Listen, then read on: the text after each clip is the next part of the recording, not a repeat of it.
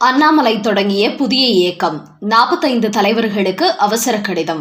மு.க. ஸ்டாலினை திருப்பி அடிக்க எடுத்த முடிவு. வணக்கம் நண்பர்களே.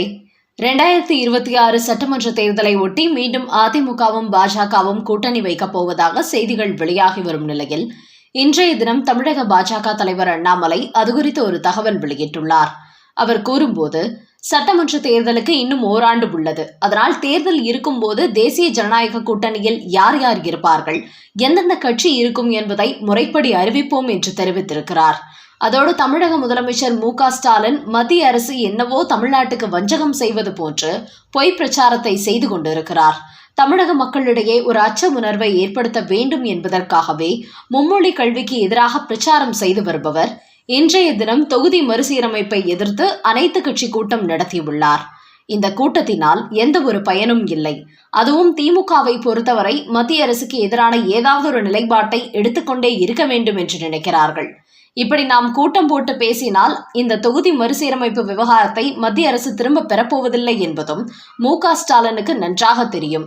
மேலும் இப்போது எந்த மும்மொழி கல்விக் கொள்கையை தமிழ்நாட்டுக்குள் விடமாட்டோம் என்று மு.க. ஸ்டாலின் சொல்கிறாரோ அதை 2026 தமிழகத்தில் ஆட்சி மாற்றத்தை கொண்டு வந்து நாங்கள் அமலுக்கு கொண்டு வருவோம்.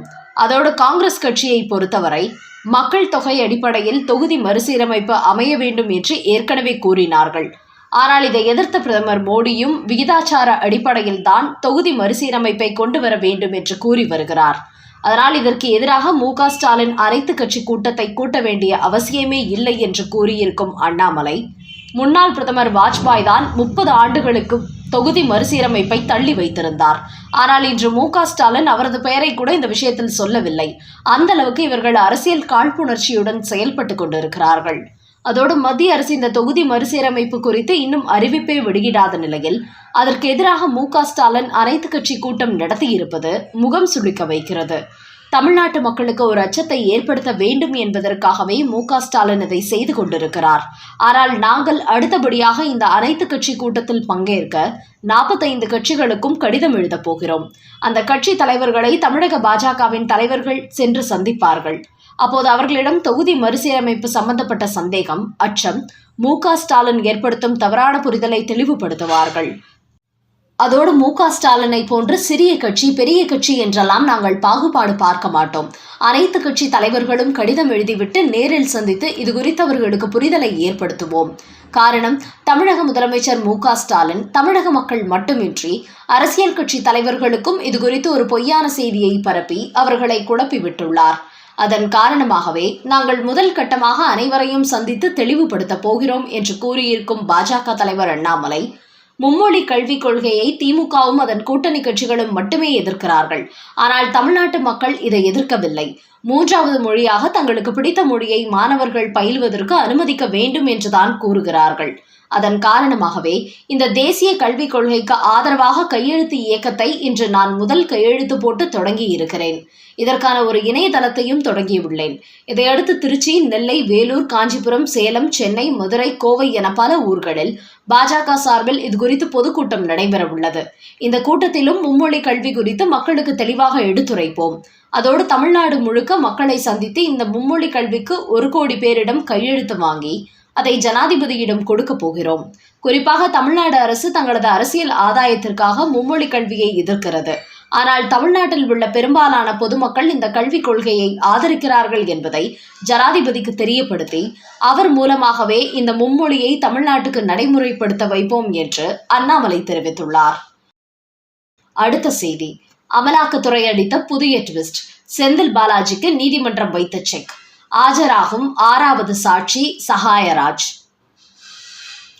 கடந்த அதிமுக ஆட்சி காலத்தில் போக்குவரத்து துறை அமைச்சராக இருந்த செந்தில் பாலாஜி அப்போது வேலை வாங்கி தருவதாக செய்த மோசடி குறித்த வழக்கு விசாரணை நடைபெற்று வருகிறது. இந்த வழக்கில் ஏற்கனவே அமலாக்கத்துறையால் கைது செய்யப்பட்ட செந்தில் பாலாஜி ஓராண்டுக்கு மேலாக புழல் சிறையில் இருந்தார். இந்த நிலையில் உச்சநீதிமன்றத்தில் ஜாமீன் பெற்ற அடுத்த நாளே மீண்டும் அவர் அமைச்சராகிவிட்டார். இந்த வழக்கு விசாரணை உச்சநீதிமன்றம் மட்டுமின்றி சென்னை முதன்மை அமர்வு நீதிமன்றத்திலும் நடந்து வருகிறது. இந்த நிலையில் இன்று நடைபெற்ற விசாரணையில் வங்கி மேலாளர், தடவியல் துறை, கணினி பிரிவு உதவி இயக்குநர் உள்ளிட்ட சாட்சிகளிலும் அமலாக்கத்துறை மீண்டும் விசாரணை நடத்தியுள்ளது. அப்போது செந்தில் பாலாஜி வழக்கில் 6வது சாட்சியான சகாயராஜிடம் விசாரணை நடத்த அமலாக்கத்துறை கோரிக்கை வைத்த நிலையில் இன்று சென்னை முதன்மை அமர்வு நீதிமன்றம் அனுமதி அளித்திருக்கிறது.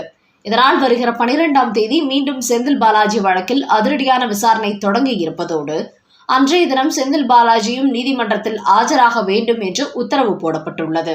அந்த வகையில் செந்தில் பாலாஜி மீண்டும் அமைச்சராக இருப்பதற்கு ஏற்கனவே உச்சநீதிமன்றம் அதிருப்தி தெரிவித்திருக்கும் நிலையில் அடுத்து உச்சநீதிமன்றத்தில் செந்தில் பாலாஜி ஆஜராகும் போது அவரை தாமாகவே ராஜினாமா செய்ய வைப்பார்கள் என்பதும் தெரிய வந்துள்ளது. இந்த தேர்தலில்தான் அடுத்தடுத்து செந்தில் பாலாஜிக்கு புதிய செக் வைக்கும் முயற்சியாக தற்போது 6வது சாட்சியான சகாயராஜிடம் விசாரணை நடத்த அமலாக்கத்துறை தடை தயாராகிவிட்டது. இதற்கு சென்னை முதன்மை அமர்வு நீதிமன்றமும் உத்தரவளித்திருப்பதால் அடுத்தபடியாக செந்தில் பாலாஜி வழக்கில் இன்னும் பல அதிரடி திருப்பங்கள் நடைபெறும் என்பதும் தற்போது தெரிய வந்துள்ளது. அடுத்த செய்தி, அமைச்சர் பொன்முடிக்கு அடுத்த சிக்கல். 19ஆம் தேதி ஆஜராக பரந்த சம்மன். கடந்த 2006-2011 ஆண்டு வரையிலான திமுக ஆட்சி காலத்தில் அமைச்சராக இருந்த பொன்முடி அனுமதிக்கப்பட்டதை விட அதிகப்படியான செம்மண்ணை வெட்டி எடுத்ததால் அரசுக்கு 28 கோடிக்கு மேல் இழப்பீடு ஏற்பட்டது. இதன் காரணமாகவே பொன்முடி, அவரது மகன் கௌதம சிகாமணி உள்ளிட்ட 3 பேர் மீது புகார் அளிக்கப்பட்டது. இந்த வழக்கு விசாரணையின் போது செம்மண் முறைகேட்டில் வந்த பெருந்தொகையை ஹவாலா பரிவர்த்தனம் மூலம் வெளிநாடுகளில் உள்ள நிறுவனங்களில் அவர் முதலீடு செய்திருப்பதாக அமலாக்கத்துறை தெரிவித்தது. அதோடு 2023ஆம் ஆண்டு சிபிஐ நீதிமன்றத்தில் 90 பக்கம் குற்றப்பத்திரிகையும் அமலாக்கத்துறை தாக்கல் செய்தது. இந்த வழக்கு இன்று சிபிஐ சிறப்பு நீதிமன்றத்தில் விசாரணைக்கு வந்தது.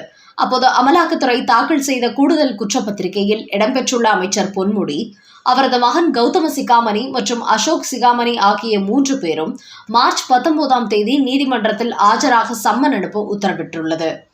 ஏற்கனவே வருமானத்துக்கு அதிகமாக சொத்து சேர்த்த வழக்கில் சிறை செல்ல இருந்த அமைச்சர் பொன்முடியும் அவரது மனைவியும் கடைசி நேரத்தில் அதிலிருந்து தப்பினார்கள்.